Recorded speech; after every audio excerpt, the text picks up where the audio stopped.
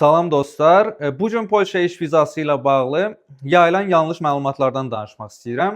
Bu yaxınlarda bizə bir müştəri zəng etdi və bildirdi ki, güya Polşa səfirliyi Azərbaycan vətəndaşlarına artıq iş vizası verməyəcəyi barədə rəsmi açıqlama yayıb.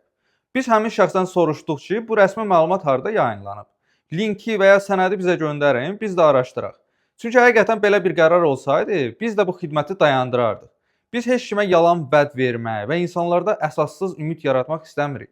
Əgər Azərbaycan vətəndaşlarının Polşa iş vizasına müraciət etməsi tamamilə qadağan olunsaydı, müraciət sistemi də bağlanardı və heç kim sənəd təqdim edə bilməzdi.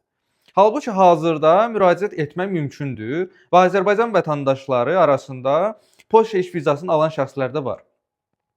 Biz öz təcrübəmizdə alınmış vizaları həmin müştəriyə də göstərdik. Bəli, vizanın alınması uzun çəkə bilər, ancaq bu vizanın verilməməsi demək deyil. Polşa Avropada xarici işçilərin ən çox müraciət etdiyi ölkələrdən biridir. Burada işçi qüvvəsinin tələbat və iş imkanları çox olduğuna görə müraciət edənlərin sayı da çoxdur.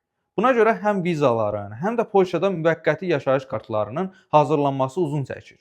Bəzi insanlar Azərbaycanda vizanı aylarla gözləyir, Polşaya gəldikdən sonra isə müvəqqəti yaşayış kartını 1 il, 2 il, hətta 4 il belə gözləyənlər var. Bunun əsas səbəbi müraciətlərin və xarici vətəndaşların sayının çox olmasıdır.